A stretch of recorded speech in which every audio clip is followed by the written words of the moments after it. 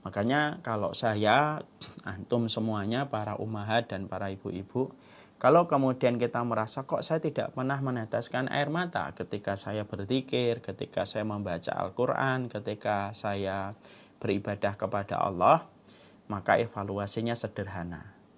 Tanya kepada Allah, dosa apa yang telah kita lakukan sampai menjadikan air mata ini tidak menetes dari mata kita ketika kita tidak merasakan ketakutan kita kepada Allah atas kekurangan kita. Dulu para ulama salaf itu cukuplah mereka gelisah.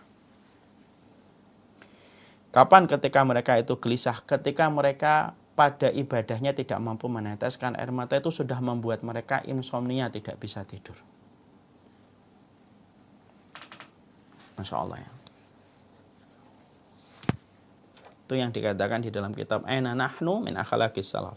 Selamat datang di channel Langkah Iman Istiqomah. Jangan lupa like, komen, dan subscribe. Dan semoga kita semua mendapatkan ilmu yang bermanfaat. Amin. Tentunya kita paham bahwasanya hari ini kita menapak pada zaman fitnah. Satu zaman yang sebenarnya berat untuk kita pilih, tetapi ini merupakan bagian dari irisan takdir yang Allah berikan kepada kita.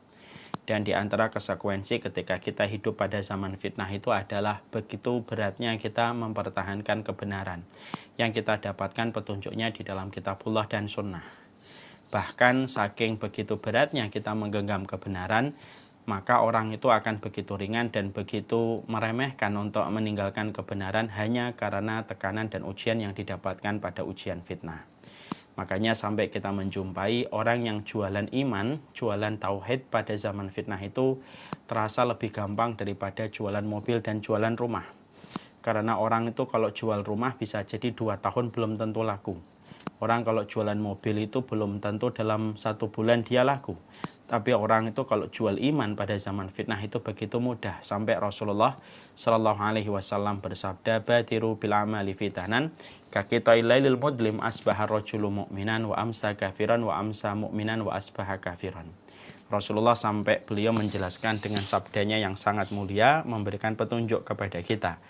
Bergegaslah engkau untuk menuju kepada satu amal sebelum datangnya zaman fitnah yang begitu gelap menyelimuti pada kehidupan manusia. Saking begitu gelapnya, kegelapan menyelimuti pada hati manusia pada zaman itu, ada orang yang pagi harinya beriman, sore harinya kafir, sore harinya beriman, pagi harinya kafir. Yaitu pagi harinya beriman, sore harinya kafir. Dan dia menjual kehormatan agamanya dan menjual kehormatan akhiratnya hanya untuk mendapatkan sekeping dari kenikmatan dunia. Disitulah kita akhirnya betul-betul mengevaluasi dan merenung betapa beratnya menggenggam kebenaran di tengah berbagai macam berita, di tengah berbagai macam isu, dan di tengah berbagai macam narasi yang datang bertubi-tubi pada kehidupan kita. Bahkan terkadang datangnya mengalir itu tidak memberikan ruang bagi kita untuk bernafas. Makanya Masya Allah, hari ini betul-betul kita sudah berada pada zaman yang sudah diingatkan oleh Rasulullah Sallallahu Alaihi Wasallam. Dan inilah yang menjadikan kita mengerti hidup pada zaman fitnah itu bukan perkara yang bisa dipandang sebelah mata. Tapi hidup pada zaman fitnah itu harus meminta kewaspadaan dan kesiapan kita dalam segala perkara. Makanya ketika kita telah mengetahui bahwasanya kita ini hidup pada zaman fitnah dengan lingkup yang sangat luar biasa berat dari konsekuensi yang kita harus lakukan, tentunya salah satu piranti yang sangat dibutuhkan ketika pada zaman fitnah itu adalah kita memiliki hati. Hati yang senantiasa kuat, di mana hati yang kuat itu akan memompa seluruh darah kesiapan dan kesiagaan pada seluruh anggota tubuh kita, supaya kita mampu untuk berjaga-jaga pada zaman fitnah. Ketika kita mendapatkan gempuran tidak ada habisnya dengan narasi, isu, dan pemberitaan yang bisa mengalihkan kita dari kebenaran. Makanya inilah yang menjadikan kita harus betul-betul mempersiapkan hati. Dan tentunya ketika kita paham mempersiapkan hati merupakan salah satu komponen penting di dalam mempersiapkan diri kita untuk melihat, untuk menghadapi zaman fitnah, maka salah satu komponen untuk mengkuatkan dan mericas kekuatan hati kita itu adalah ketika hati kita ingat pada urusan akhirat. Nah, karena orang kalau sudah paham tentang urusan akhirat, dia tidak akan menggadaikan akhiratnya untuk kehidupan yang pastinya dia tinggalkan. Kalau orang itu sudah ingat akhirat, maka sesungguhnya dia akan selalu bersemangat di dalam setiap ketaatan. Dan orang kalau sudah mengingat akhirat, maka dia akan menggenggam kebenaran dengan gigi gerahamnya apapun yang terjadi. Karena dia tahu bahwasanya perjuangan, pengorbanan dia ketika pada zaman fitnah itu akan berakhir dengan kematian yang pasti dia akan temui ketika dia berjodoh dengan kematian. Makanya kitab At-Tadhkirah, kitab yang kita bahas secara rutin, kitab yang disusun oleh Imam Al-Qurtubi ini merupakan kitab yang sejatinya secara tidak langsung memberikan kekuatan, memberikan motivasi, dan memberikan booster untuk hati kita. Bahwasanya kehidupan kita akan berakhir pada gundukan tanah. Bahwasanya kehidupan kita akan berakhir di bawah nisan nama kita ketika terukir hari lahir dan hari kematian kita. Dan pada perkara inilah kita harus mempersiapkan, karena siapapun ketika hatinya sudah berkiblat dan hatinya sudah mengarahkan kompasnya kepada kematian, maka 1000 godaan itu pun tidak akan pernah mengalihkan dia kalau hatinya sudah tertuju dan berkiblat kepada kematian. Semoga kita termasuk orang-orang yang senantiasa ingat pada kematian, orang-orang yang senantiasa serambi hatinya, serambi bilik hatinya, selalu diisi dengan komitmen untuk selalu mengingat kematian. Karena sesungguhnya mengingat kematian itu merupakan obat dari getirnya setiap masalah yang kita jumpai pada kehidupan kita. Orang kaya kalau dia ingat kematian, maka dia tidak akan menjadi sombong dengan semua barang yang dia berhasil miliki. Kalau ada orang miskin ketika mengingat kematian, dia tidak akan putus asa karena dia tahu kesengsaraan dia itu di dunia nanti berakhir pada kematian yang dia jumpai. Dan kematian, kalau mengingat kematian, seorang pahlawan itu tidak akan pernah kendor. Orang kalau ingat kematian, seorang pahlawan itu tidak akan mengkhianati kebenaran. Orang yang ingat bahwasanya kematian itu merupakan jalan pada kehidupan berikutnya, dia tidak akan menukarkan urusan yang haram, hanya urusan yang halal untuk dia tukarkan pada urusan yang haram. Karena mengingat kematian itu adalah kekuatan bagi mereka yang beriman kepada hari akhir. Nah, inilah yang menjadikan kita membahas kitab At-Tadhkirah. Sebuah kitab yang sejatinya semoga bisa memberi obat untuk kita semuanya, tak terkecuali saya sebagai orang yang menyampaikan pada kitab ini, supaya kita senantiasa hatinya lembut dengan semua kematian yang kita dapatkan beritanya secara hak dari Allah dan Rasul-Nya. Sekarang mari kita buka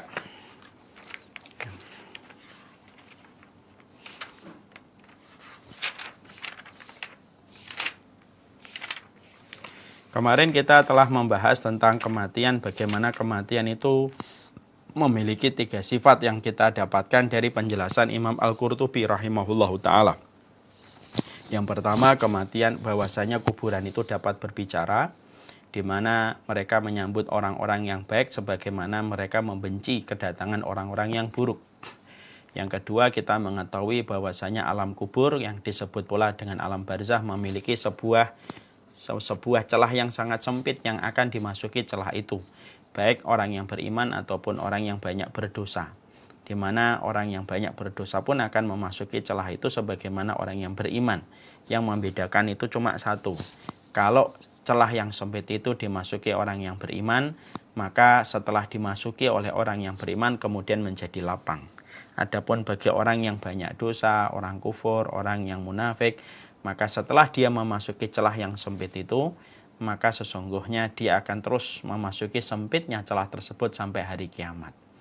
Dan yang ketiga yang telah kita pelajari bersama, yaitu adalah kita telah mempelajari tentang bagaimana kuburan itu begitu gelap dan hanya bisa diterangi dengan amal soleh yang kita lakukan dan kita kerjakan. Artinya ketaatan yang kita lakukan, ibadah yang kita kerjakan, itu pada dasarnya adalah sebuah cahaya, sebuah pijar, sebuah pelita yang akan menghidupkan kuburan ketika kita sudah berpindah ke alam barzah, dan sinarnya akan menemani kita sampai hari kiamat. Dan siapapun yang lemah di dalam ketaatan, lemah di dalam ibadah, berarti dia tidak memiliki pijar, dia tidak memiliki pelita dalam kehidupan di alam barzah. Dan kegelapan yang paling mengerikan itu bukan kegelapan di dalam samudra, tetapi kegelapan yang paling mengerikan itu kegelapan di alam barzah yang kita akan pasti tersiksa. Baru merasakan gelapnya, belum merasakan berbagai macam konsekuensi dari apa yang kita kerjakan dan kita lakukan. Semoga Allah menjauhkan kita dari azab kubur, Makanya Rasulullah Shallallahu Alaihi Wasallam sampai beliau memberikan contoh terbaik di dalam doa, yaitu doa yang kita selalu rutinkan sebelum kita mengucapkan salam pada setiap salat kita. Allahumma inni a'udzubika min adabi jahannam wa min adabil qabri. Ya Allah, aku berlindung dari adab jahannam dan adab kubur. Nah, pertanyaan kita, Jahannam itu nama salah satu neraka. Nama neraka itu ada Hawiyah, ada Jahannam, ada Jahim, ada Sakor. Tapi doa yang kita ucapkan sebelum kita salam itu adab Jahannam. Karena kalau kita paham, Jahannam itu merupakan nama yang artinya adalah kegelapan. Jadi neraka itu nanti gelap. Karena apinya itu bukan lagi merah, tetapi apinya menghitam. Saking lamanya api itu hidup untuk membakar manusia yang durhaka kepada Allah selama hidupnya. Maka dia disebut Jahannam saking gelapnya. Maka disamakan oleh Rasulullah min adabi jahannam wa min adabil qabri. Kenapa Allah samakan antara adab Jahannam dan adab kubur ini berdekatan? Karena sesungguhnya sama-sama memiliki kegelapan. Itu yang pertama. Yang kedua, karena kalau kamu tidak selamat dari adab kubur, itu persentase untuk mendapatkan adab Jahannam besar. Tapi siapapun yang dia mampu selamat pada adab kubur, maka dia akan lebih selamat pada urusan-urusan nanti dari urusan neraka di akhirat. Dan inilah yang menjadikan kita memahami sesungguhnya kita ini berlindung yang dicontohkan oleh Rasulullah bukan dari api neraka semata, tetapi sesungguhnya kita pun dicontohkan oleh Rasulullah supaya kita berlindung dari adab kubur, yang sejatinya adab kubur itu adalah mengerikan. Makanya betul kata Rasulullah, fa innal qabra manzilatun min manazilil akhirah faman naja minhu fama ba'dahu aisar fa illam yanju fama ba'dahu aisyad.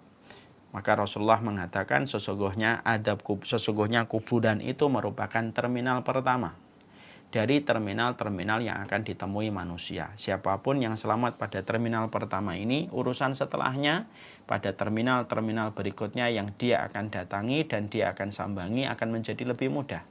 Tapi siapapun yang tidak selamat pada terminal pertama, yaitu kuburan, maka urusannya setelah itu pada terminal berikutnya akan menjadi lebih susah. Semoga Allah mudahkan kita pada terminal pertama dengan mendapatkan kenikmatan kubur. Dengan kita mempelajari kitab At-Tadhkirah ini, kita bertawasul.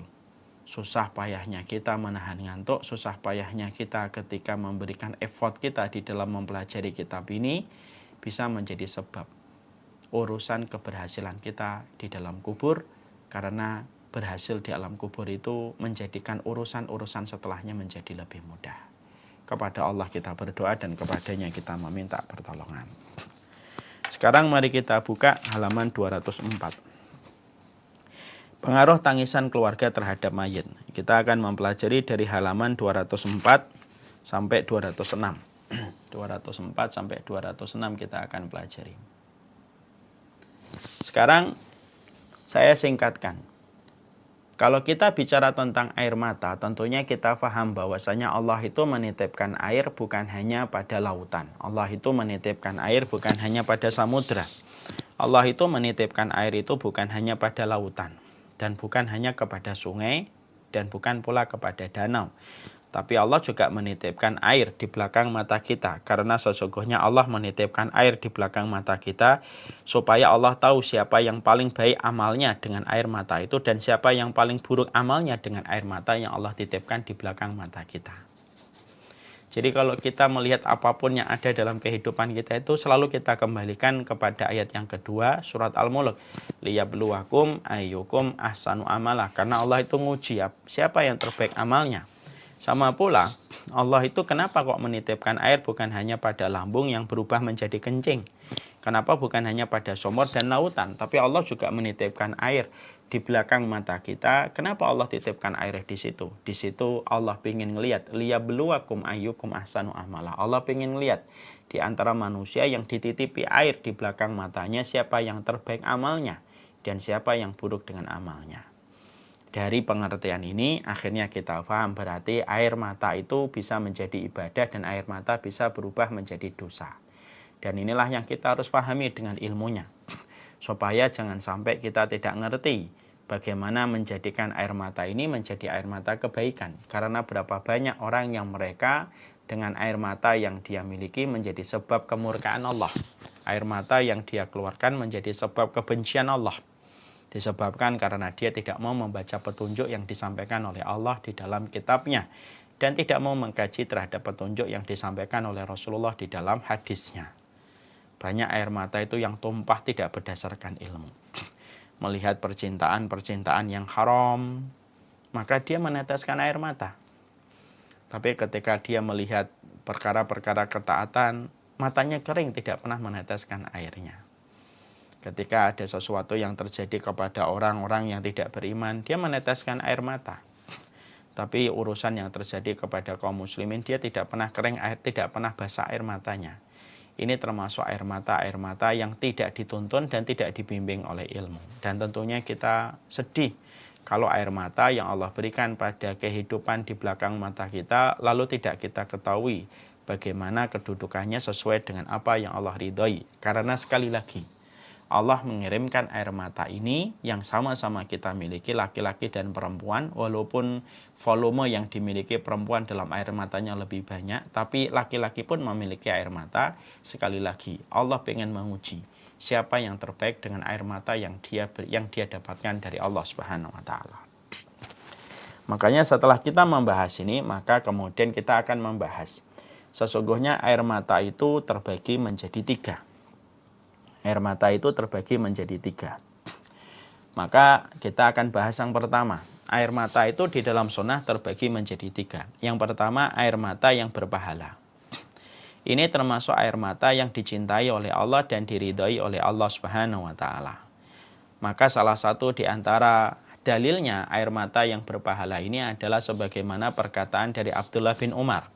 Ketika beliau menjadi salah satu ulama besar di antara para sahabat, putra dari seorang sahabat besar yang paling paham tentang sunnah. Jadi sahabat yang paling paham tentang sunnah itu Umar bin Khattab radhiyallahu anhu. Dan beliau memiliki putra yang menjadi ulama di antara para sahabat, yaitu Abdullah bin Umar.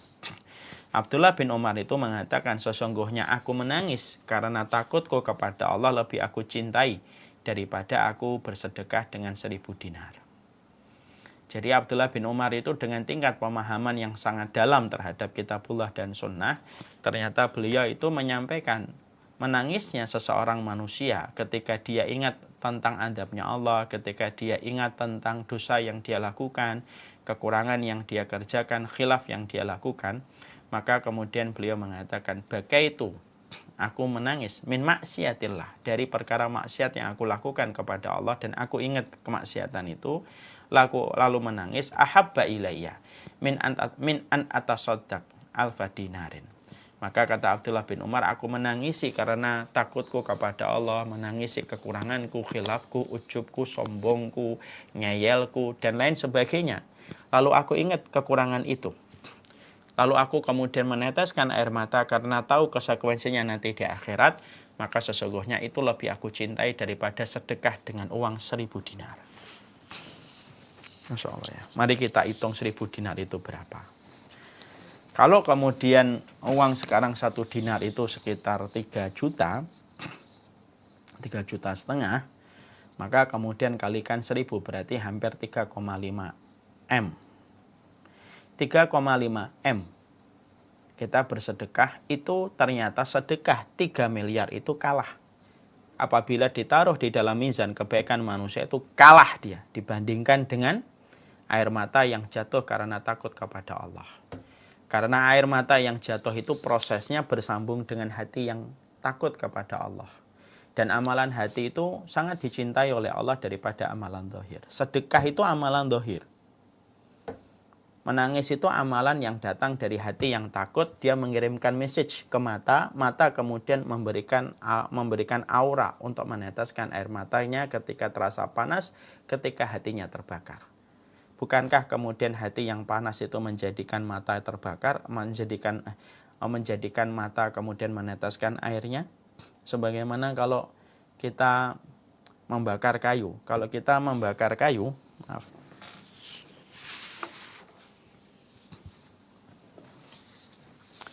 kalau kita membakar kayu, sini kita bakar dengan api, di sini kan berkeringat kan? Kalau ada seseorang yang terbakar dengan ketakutan, penyesalan terhadap dosanya, maka kemudian di sini berkeringat. Hati kalau sudah takut, mata menjadi panas dan akhirnya meneteskan air mata. Dan itu menjadi sebab bahwasanya Allah itu mencintai air mata yang semacam itu. Makanya air mata ini harus betul-betul paham, karena dari air mata kita akan dibedakan antara orang yang beriman dengan orang munafik.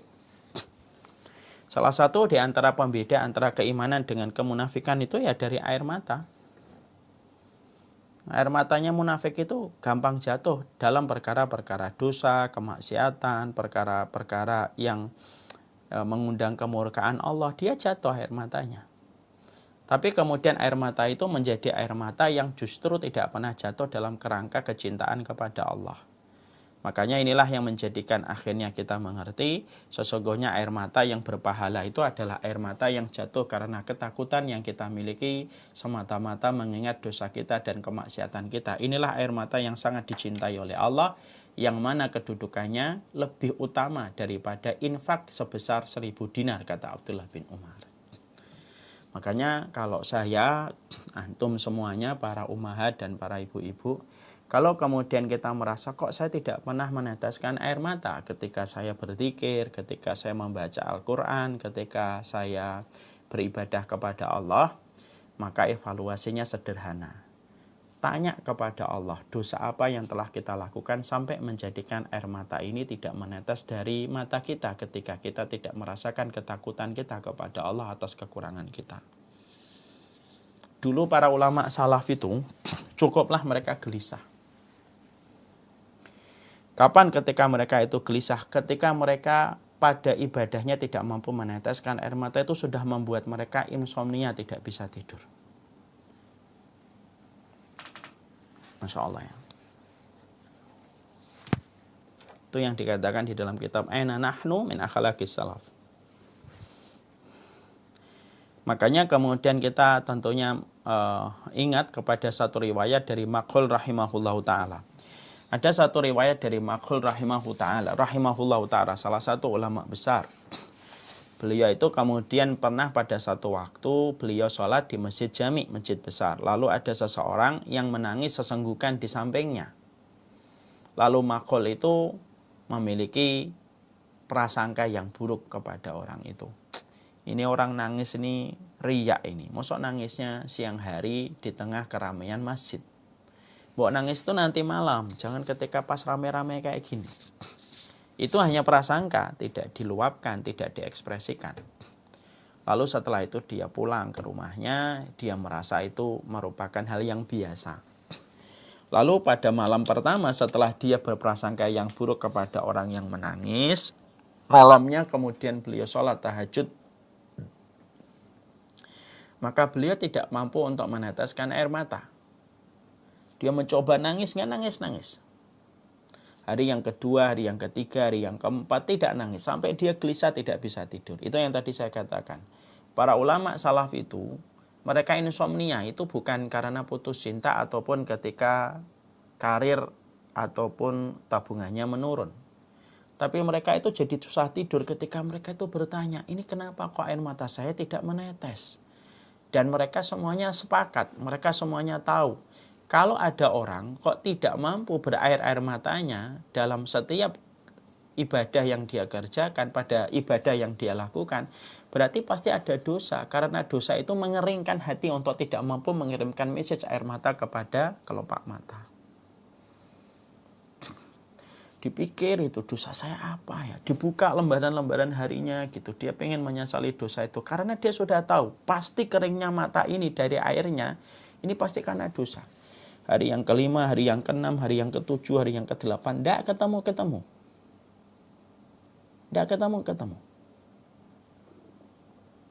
Sampai pada waktu hampir 1 bulan, karena dia betul-betul berusaha nyari, tiap malam dia mikir apa dosa saya, Allah ngasih jalan akhirnya. Karena orang yang bersungguh-sungguh mencari sesuatu itu Allah akan berikan. Walladzina jahadu fina lanahdiyannahum subulana. Dia langsung teringat setelah 1 bulan, ya Rob, saya tahu penyebabnya, pemicunya. Saya telah berprasangka yang buruk kepada orang yang pernah menangis di samping saya di siang hari di masjid besar atau di masjid jami. Ditemuin orang tersebut, akhirnya pada keesokan harinya ketemu dan dia mendekapnya, kemudian meminta maaf. Dan orang itu memaafkan.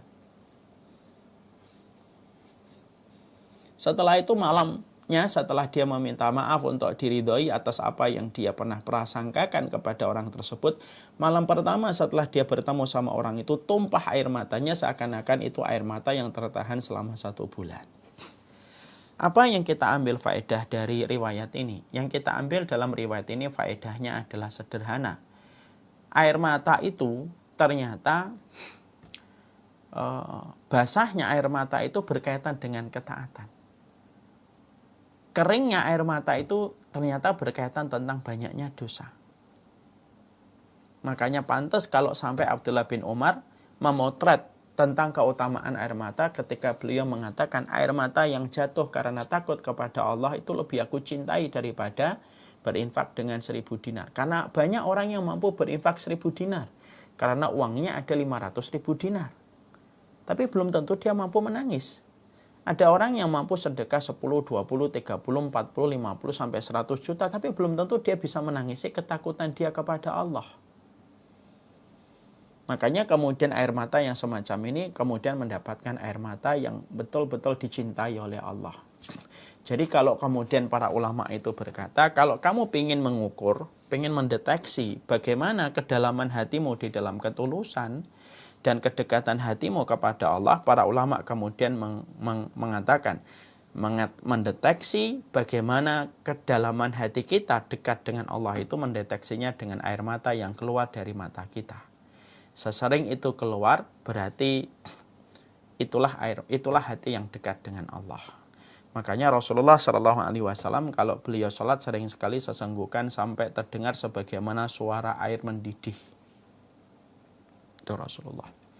Dan kita menjumpai sampai Umar bin Khattab radhiyallahu anhu, sampai kita mendapati Umar bin Khattab itu salah satu di antara postur fisiknya yang kalau kita baca di dalam kitab Sifatus Shofah, Umar bin Khattab adalah pribadi yang tegas, keras, ya, tapi gampang nangis. Sampai tangisannya itu membekas di pipinya. Sampai kemudian para sahabat kalau mereka ditanya tentang fisiknya Umar, salah satu di antara ciri fisiknya Umar yang disebutkan oleh para sahabat itu adalah kana khattani aswadani fi khaddihi. Sesungguhnya kalau dalam dirinya Umar itu ada garis menghitam di bawah matanya sampai ke dagu. Karena saking banyaknya beliau menangis sampai tangisan itu membekas di pipinya. Nah, kita bisa mikir sebanyak apa volume air mata yang keluar dari matanya Umar bin Khattab dan sesering apa keluar itu sampai membekas di pipinya.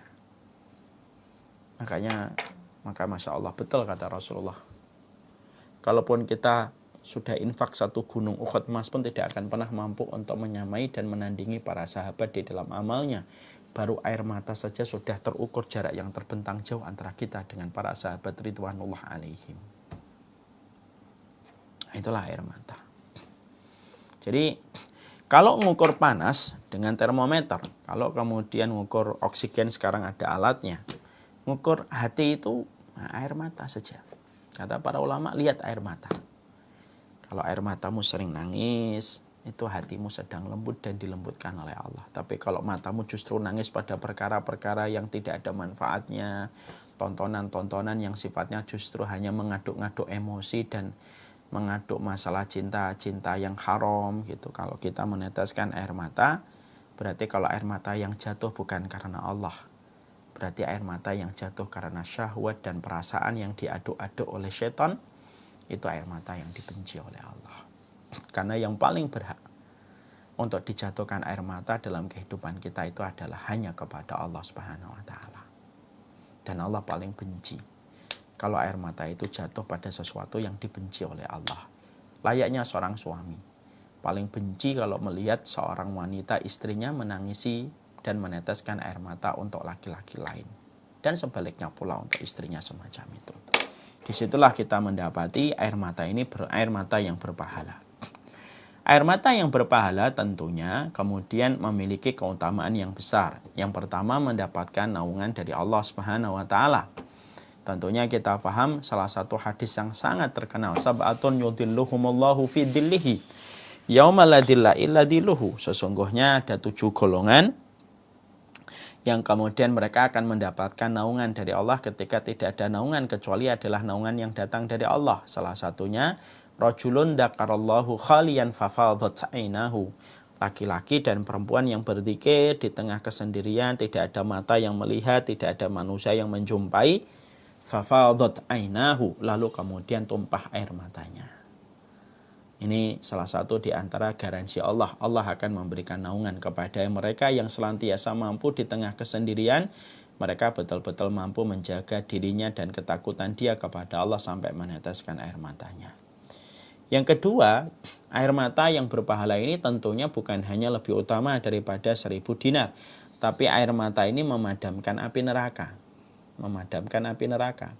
Bukankah Rasulullah sudah menyampaikan, ainani lam tamassuhuman nar, ada 2 air mata yang tidak akan pernah tersentuh oleh api neraka.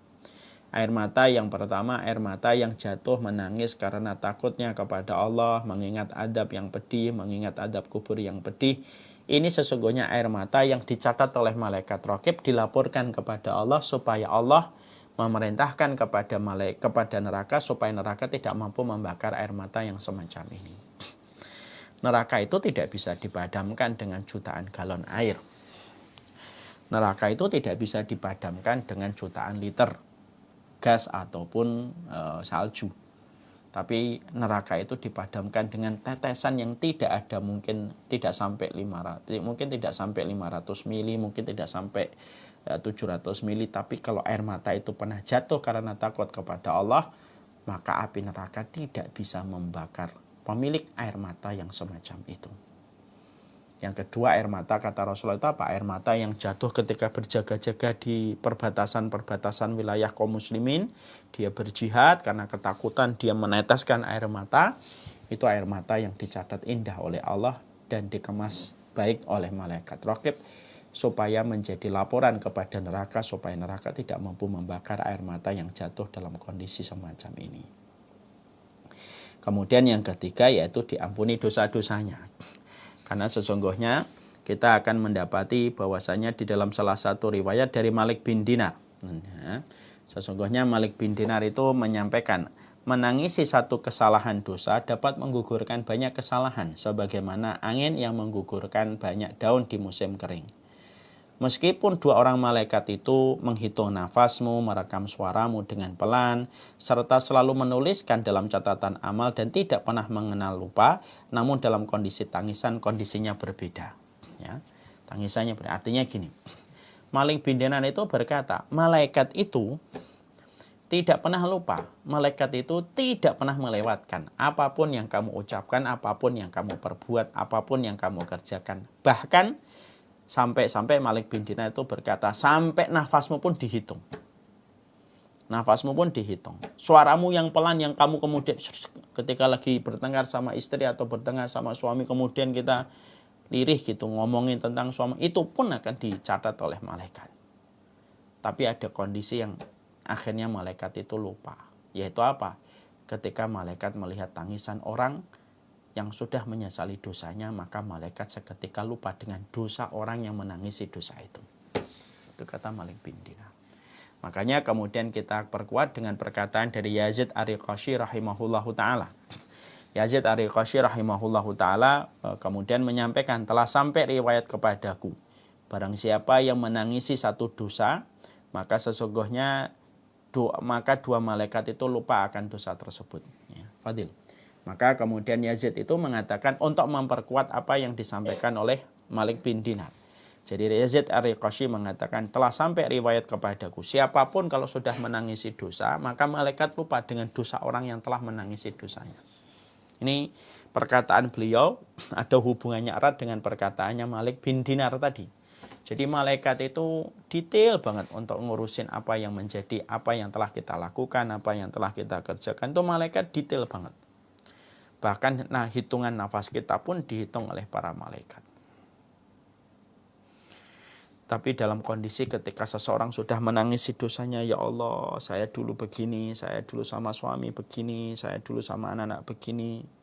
Maka pada saat dia meneteskan air mata, kata Yazid Ar-Riqashi rahimahullah ta'ala, malaikat lupa mencatat dosa itu karena dia sudah menangisi dosa itu. Kok bisa, Ustaz? Kok bisa sampai lupa? Penjelasannya gampang.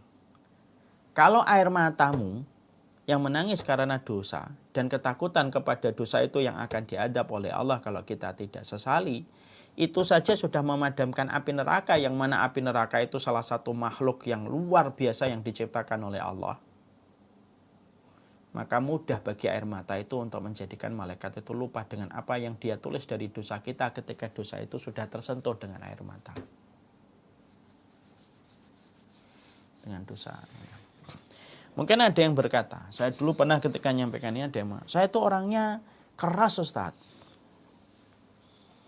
Saya itu orangnya susah nangis, saya itu orangnya tegas. Jadi susah nangis gimana Ustadz kalau karakter ada yang semacam itu? Apakah antum lebih tegas daripada Umar bin Khattab? Apakah kerasnya antum lebih keras daripada kerasnya Umar bin Khattab? Jawaban itu membuat beliau terdiam. Seringkali kita beralasan, saya itu memang suka nangis karena orangnya koleris, memang orangnya begini, orangnya kuat, memang pragmatis, saya jadi susah nangis. Bukan alasan itu. Tangisan itu tidak berkaitan tentang karakter dan watak. Tangisan itu sekali lagi berkaitan tentang hati. Makanya kalau kemudian tadi saya memberikan sebuah permisalan kan, kalau hati dan mata itu kuat, ini hati di ujung sini, mata ini di ujung sini. Kalau sebagaimana kayu memiliki dua sisi, sisi kanan, sisi kiri, sebagaimana yang terlihat di kamera. Kalau yang sisi ini kita bakar kayu ini, maka masih sini berkeringat. Sama, hati itu kalau kemudian terbakar dengan penyesalan, ketakutan, dia terbakar, maka di sini akan meneteskan airnya. Jadi tidak ada hubungannya dengan masalah karakter, watak. Saya ini dididik oleh keluarga saya, keluarga militer Ustaz. Jadi tidak bisa saya gampang-gampang nangis. Semiliter-militernya antum itu lebih militer Umar bin Khattab, orang yang tidak pernah takut dengan 1000 pedang yang ada di hadapannya. Semiliter-militernya orang hari ini itu tidak lebih mengalahkan militernya seorang Umar bin Khattab. Tapi Umar bin Khattab itu sampai bekas itu di pipinya.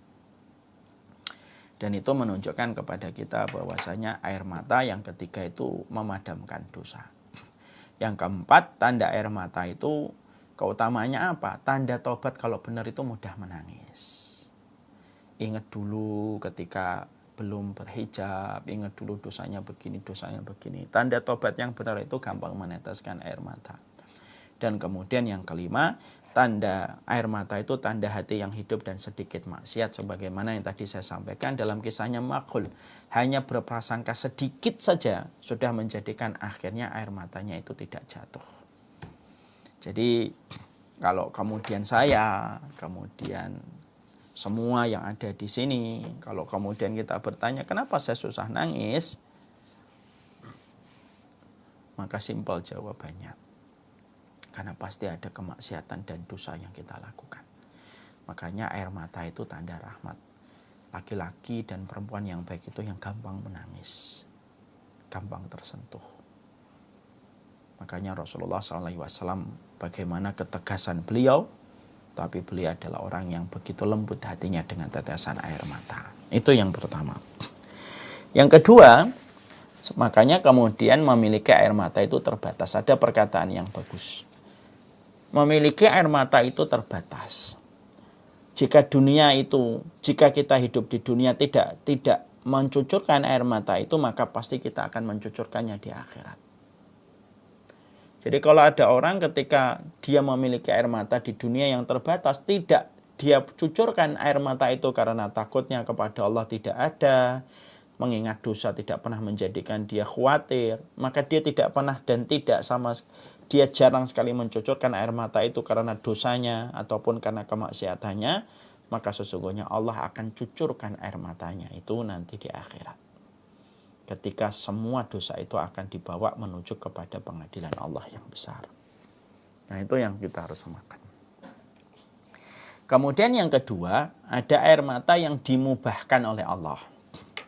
Artinya yang pertama air mata yang dicintai oleh Allah. Ada air mata yang kedua, air mata yang dimubahkan oleh Allah Subhanahu wa ta'ala.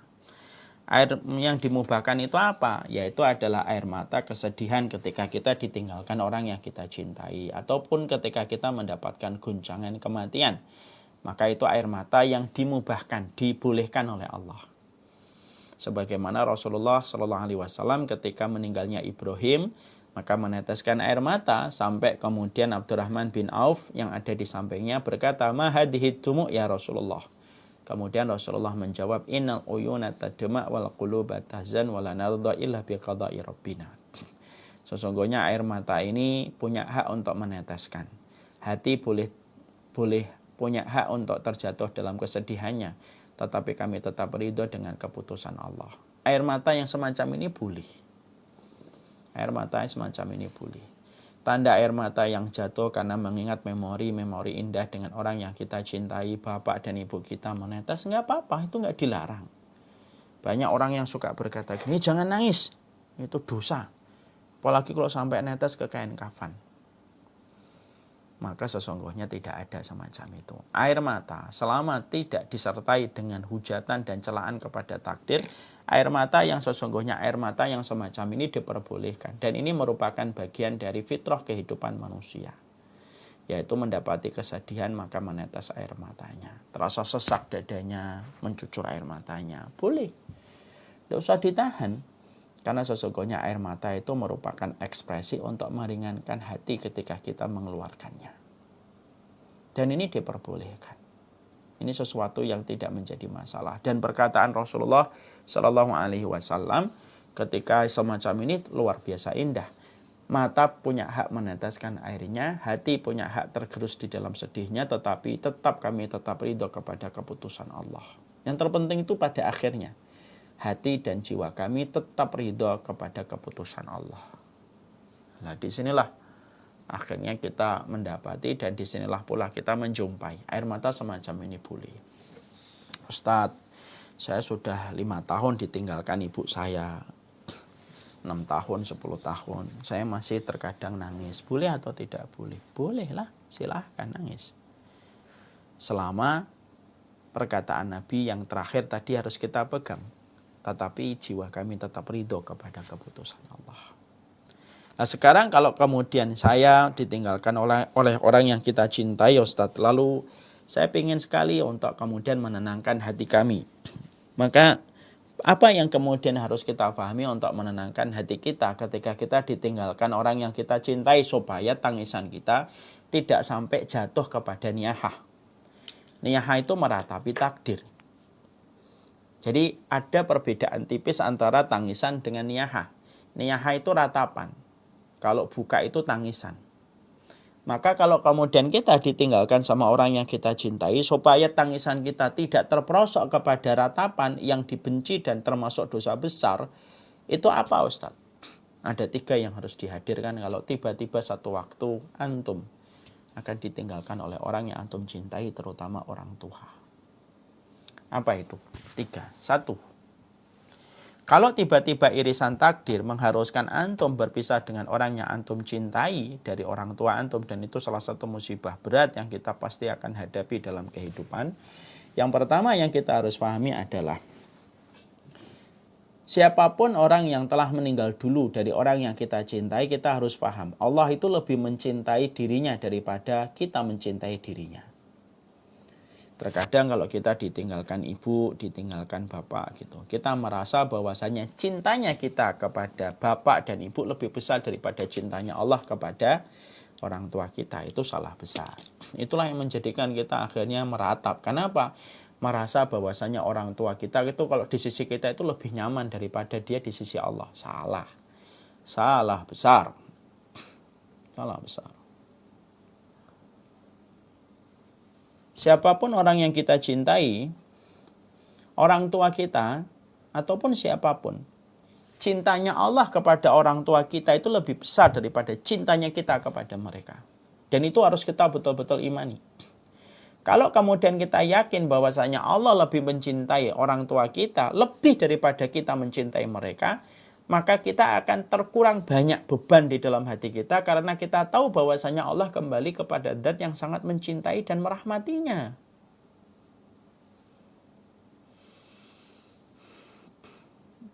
Cintanya Allah sama orang tua itu sama lebih besar daripada cintanya kita sama orang tua. Dan ini untuk kita pegang supaya jangan sampai tangisan ini menjerumuskan kita kepada niyahah. Sekali lagi, tangisan dan niyahah itu, tangisan dan ratapan itu batasannya tipis, betul. Ini kalau kita tidak buat jeda anak tangga 3 ini, maka sangat besar kemungkinan tangisan kita itu menjerumuskan kita kepada niyahah, kepada ratapan.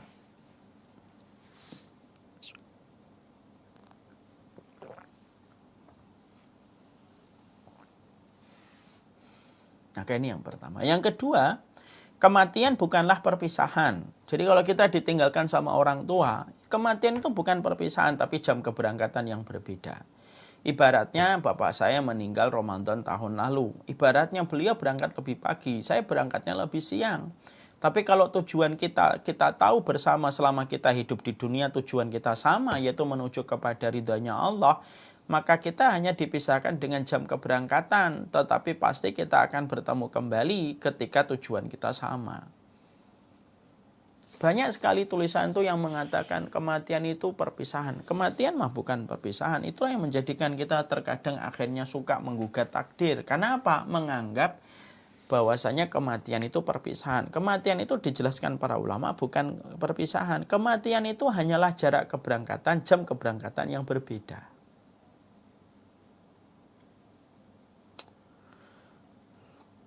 Ibu kita ngambil jam lebih pagi, kita ngambil jam lebih siang itu. Tapi kalau tujuannya sama-sama ke Jakarta, bukankah kita ketemu di Jakarta? Yang ketiga, Allah itu tidak pernah salah memilih waktu. Allah itu tidak pernah salah memilih waktu. Kita pingin gitu, orang tua kita itu meninggalnya tahun depan gitu, bukan tahun ini. Kita kan sering salah ngitung sesuatu.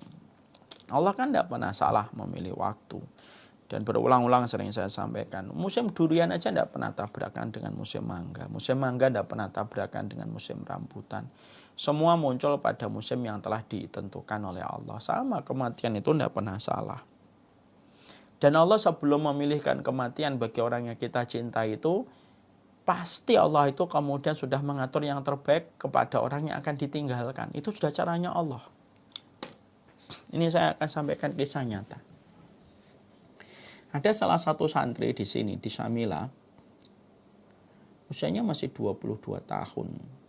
22 tahun ketika pas nikah, sekarang udah 23. Ketika mau nikah itu, saya termasuk yang betul-betul nguji dia.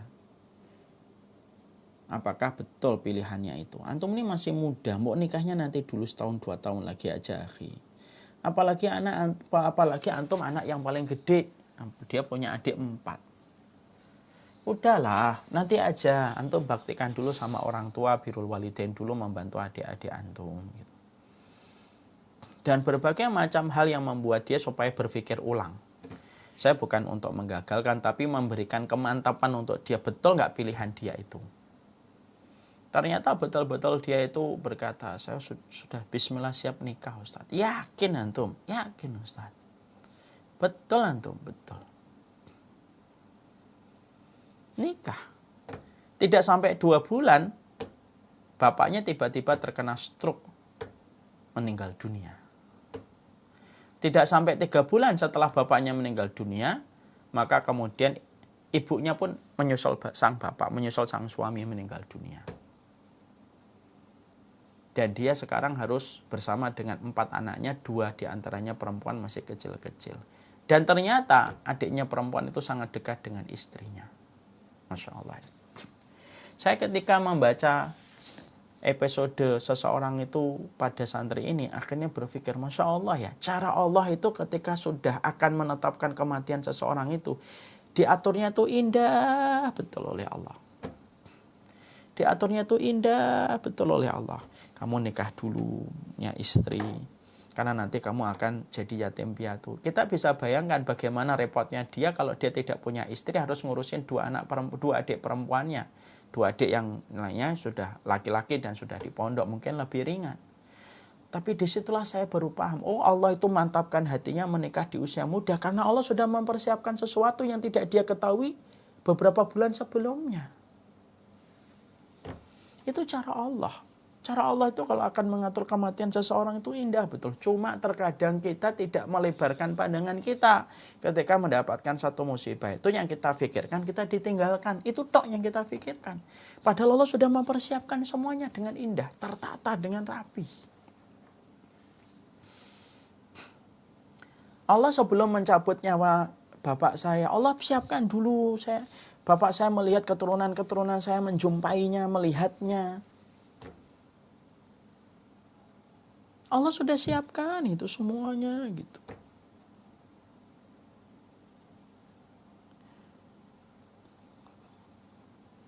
Irisan takdir Allah itu tidak pernah salah.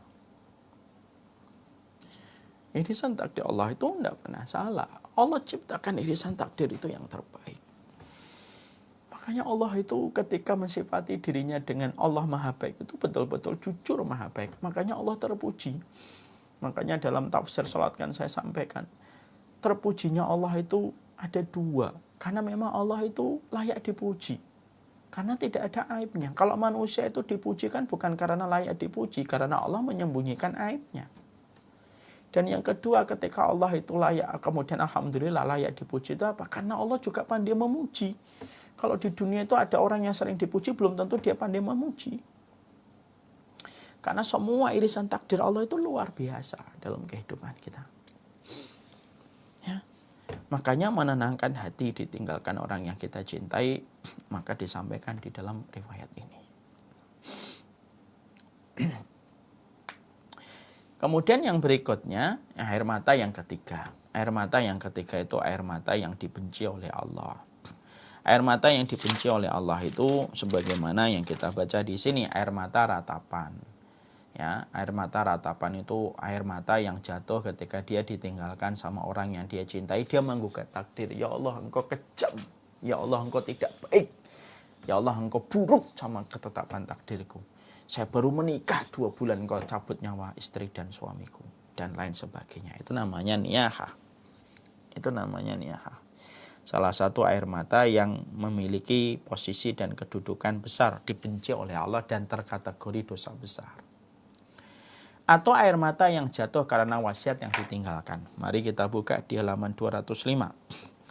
Al-mayyitu yu'adzabu bibukai ahlihi atau bibukai hayyi alaihi idza qalatin naiha wa adahu wa nasirahu wa kasiyahu jubidal mayyit wa qilalahu anta aduduha anta nasiruha anta kabisuha. Ya. Ya. Maka kemudian air mata itu sesungguhnya air mata yang kedua yang dibenci oleh Allah itu selain yang pertama air mata karena ratapan, air mata yang diwasiatkan. Jadi begini, jadi ada orang sebelum dia mati dia berwasiat, nanti kalau saya mati tolong tangisi ya. Kalau bisa meraung-raung supaya kalian itu terlihat dan terdengar begitu kehilangan dengan diriku. Nah wasiat inilah yang akan menjadikan mayit itu akan diadab. Jadi kapan air mata keluarga itu bisa mendatangkan adab bagi si mayit? Yang pertama, kalau keluarga yang ditinggalkan sampai meratap, dan meratapnya keluarga ini karena sang mayit tidak pernah ngajari kepada keluarganya supaya tidak sampai meratap, sampai akhirnya keluarganya itu melakukan ratapan, maka ratapan itu bisa mendatangkan adab bagi si mayit. Makanya ini ibu-ibu nih harus paham ya, ibu-ibu kan paham ya. Ibu-ibu itu memiliki anak dan anak itu paling dekat dengan ibunya. Harus mulai sering disampaikan berita-berita tentang akhirat, berita-berita kematian.